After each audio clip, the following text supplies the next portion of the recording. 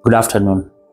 Uh, Welcome for a discussion around anemia and fibroids and trying to make it understandable and how the two can correlate. My name is Dr. James AMENGE. I'm a consultant, obstetrician and gynecologist. I'm a laparoscopic specialist, but I'm also a HIFU specialist offering services that ranges from treatment of fibroids and adenomyosis using the new technology that we are calling HIFU. I'll probably begin by defining these two terminologies. So what is anemia and what is fibroid? So all of us survive or are alive, we're able to function, or our bodies are able to function because the heart is able to pump blood to the rest of the body and also receive blood from the rest of the body to be taken to the lungs so that we can remove the waste and add oxygen. Now, that oxygen, which is what is very relevant and required for nearly every function of the body, is carried by a very important part of the blood cell, which is called the red cells. So an adult person, whether male or female, has an expected number or quantity of the red blood cells. And within these red blood cells, we have a very important pigment or chemical that is what binds to the oxygen and allow the red cells to transfer this oxygen. Now, when the amount of the red blood cells in the body of someone is below the expected range or value based on the person's age, the person's place of residence, the person's sex, we call that anemia. And this oftentimes is measured on the basis of the level of this pigment, the red pigment that we see in the red cell or in the blood, called hemoglobin. So when the hemoglobin levels are below the expected range, that is considered normal for that specific age group, that specific gender, and for the region that person lives, we call that anemia. And there are very many causes of anemia. Anemia can be caused by either excessive bleeding from whatever cause, can be caused by the person failing to take adequate nutrients that are relevant for helping the body to build blood, but can also be caused by the person's body failing to absorb adequately the nutrients required for the body to build blood. But it can also be caused when the bone marrow, which is where the blood is actually made, fails to do its job. Picking from one of the causes, which is basically bleeding, and that's where fibroid comes in, we know, and it is true, that uterine fibroids or fibroids of the uterus are known to be a cause or a risk factor of low level of hemoglobin or the red pigment in the blood. So it is true to say that fibroids causes anemia, and we're trying to explain how this happens. But before we go into that, let's go back and see what is fibroids. So fibroids are generally growth. We call them benign growth, the growth that do not spread unnecessarily. They are growth that originates or come from the cells of the muscle of the uterus. And just remind us that the uterus is a beautiful organ that is basically composed of the muscles forming the wall, and is within it that now the baby grows following fertilization and attachment. So out of the several millions of cells that forms the muscles of the uterus, you may find a few of them become rogue and therefore divide and multiply in numbers without stoppage, and from a single microscopic tiny cell that cannot be seen by naked eye, millions and billions of them develop, form, and they end up forming growths which are oftentimes whitish or brownish, firm, oftentimes round shaped or oval shaped, but they can have different shapes. These fibroids are not cancerous. They are not cancer cells which may migrate from one point to another. No, they tend to stick and remain where they are. So we call them in the medical language as benign tumor, benign growths. Okay, so the fibroid can develop at various levels on the uterus.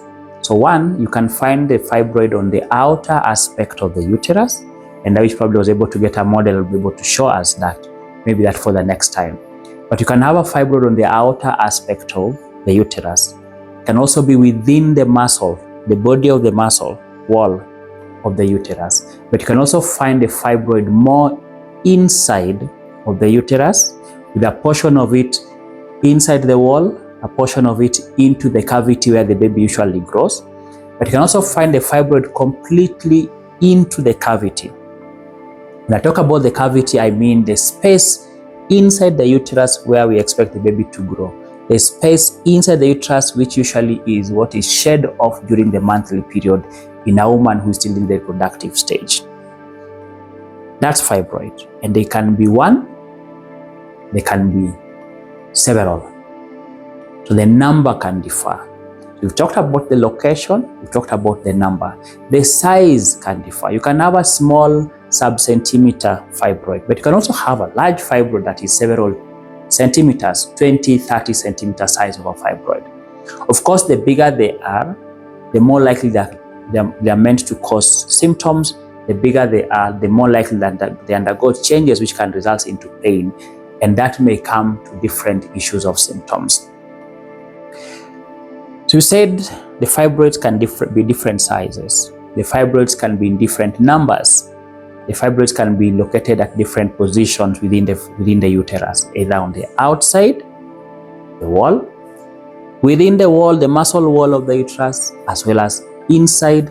And they can be found on the upper part, the middle part, and even the lower part, including what we call the cervix, which is basically the gateway of the uterus.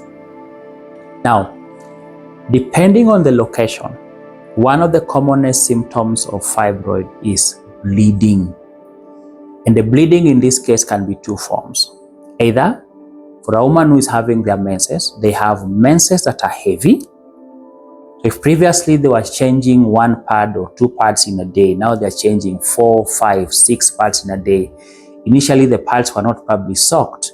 Now the pads are getting soaked very quickly, and probably there are even clots, and clots here means blood that have formed large lumps. And that heavy flow can happen during monthly period. It can be the normal number of days. So one is used to having menses for 3 days. But then from previously 1 to 2 pads in a day, now the person is changing 4, 5, etc. So there's an increase in number of pads. There's an increase in the soaking of the pad. There could be clots that are present. So that is one. We are talking about heavy, increased volume of the blood loss. Number two is some of the patient may present with what we call prolonged monthly period or monthly bleeding. And you may find a patient who was previously used to getting menses for 3 days or 4 days or 5 days. Now her menses are lasting a whole week, are lasting 2 weeks, are lasting sometimes even more than that. So bleeding can either happen in terms of being heavy or in terms of being prolonged. But there's also a special category of patients who may present with excessive bleeding, what we call intermenstrual bleeding. So they've had their menses, which may have been prolonged or even heavy. Then when it ends, after a few more days of no bleeding, they find some bleeding happening again. And this can be caused, these bleeding episodes can be caused by fibroids, especially those that are more inside of the uterus. So those that are more inside of the uterus tend to cause bleeding. The large sized fibroid are more likely to have them be in touch with the inner lining of the uterus, may also cause excessive bleeding. So it is from this excessive bleeding that anemia then develops. Remember, the body tries to replenish the lost blood. the bone marrow is put to work extra hard to try and produce more red blood cells so that the body can keep being alive, the body can keep doing its functions, the heart can continue doing its job. However, as the bone marrow is doing this part of replenishing the lost blood, it has to use nutrients that the body has to build blood. And this includes what we call iron, this includes what we call folic acid and other nutrients that are important or relevant. So over time, the body depletes, the body exhausts, the body finishes literally the stores of iron and folic acid. And when that happens, it compounds the low blood status, because now not only is there excessive bleeding, but also the body is unable to build blood to replace what is being lost. Of course, sometimes the loss can be faster than what the body is able to make, and that is what causes low level of blood. Commonly referred to as anemia, others will refer to it as low hemoglobin or low HB. That is anemia. How then do we handle this?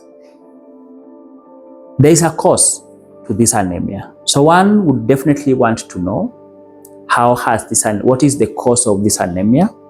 Sometimes what the patient may be presenting with are symptoms of low blood, which may include easily getting tired, they can't walk for a long distance, a short distance, they're basically panting, they're tired, they want to take a rest, lightheadedness, they have constant headaches, they may be presenting with awareness of the heartbeat, so the heart is beating or rapidly beating, and they may actually be ending up to lose even weight.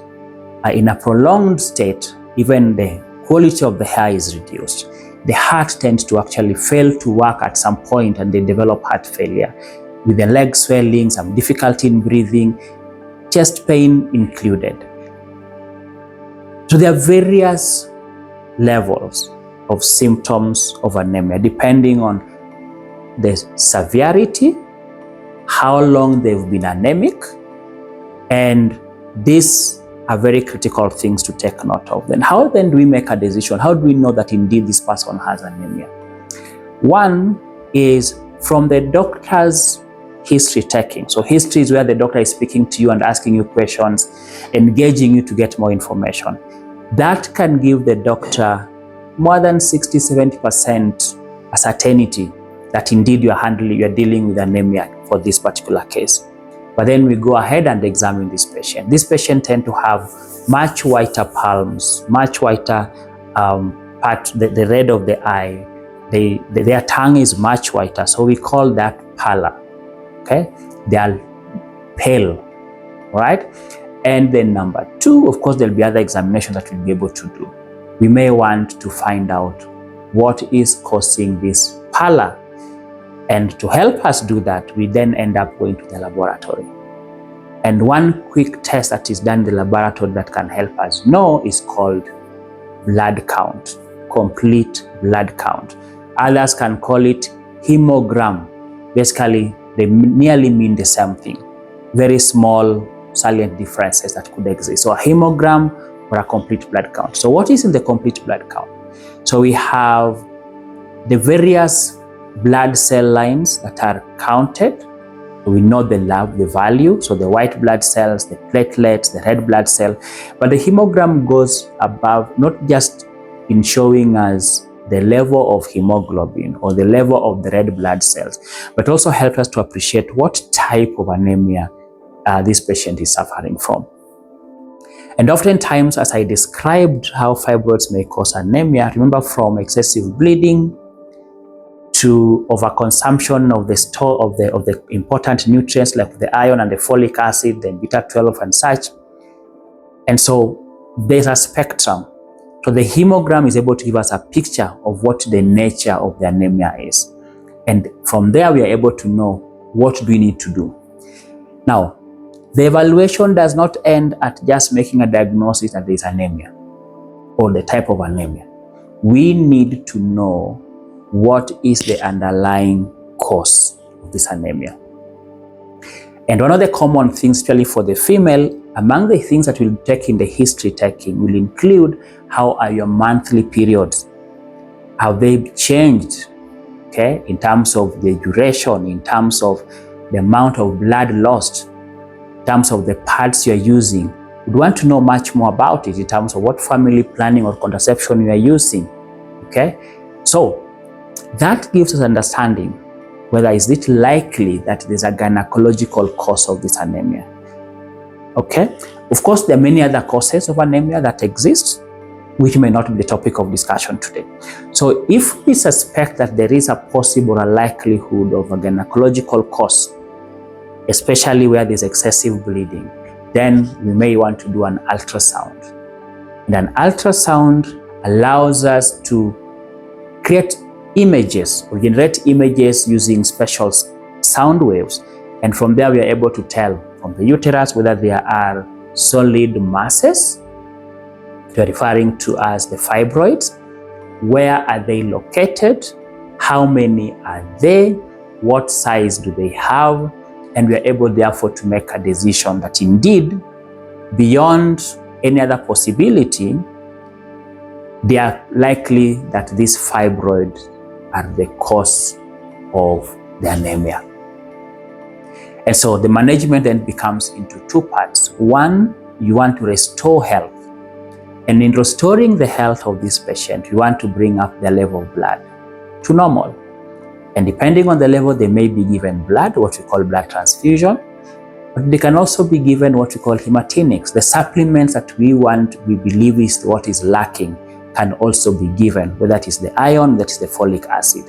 Of course, there are other tests that can be done to be able to help us to know to what degree is the lack or the deficiency of these elemental components.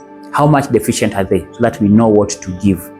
So we will give blood transfusion, which is a quick way of boosting the blood level, but we'll also be able to give supplements that are required, such as iron and folic acid or B12 and such, right? But more importantly, as we establish and ensure the patient recovers quickly by replenishing and building more blood, we want to attack what is the cause. Anemia is not a disease on itself, it is a symptom. So we want to know what is causing the anemia so that we can treat that cause. And that's how now the treatment of fibroid comes in, if that is what we believe is the cause of the anemia. And this is where HIFU becomes an option. Of course, other options include surgery, where we can remove the fibroids. And depending on the sizes and their number, we may remove using small hole or what we call the traditional open surgery. But there are also other techniques that can be applied depending on the fibroid, their nature, their characteristic, and the patient desires. We are able to make right choices. So surgery, where we can remove the fibroids alone, or for those who've met their family desired size, removal of the uterus becomes an option, but there's also non-surgical options. Non-surgical options such as the ablative technique, HIFU, use of medications, and of course, scenarios where we are able to block the blood vessels that supplies blood to the uterus. All these are available. Welcome. Thank you.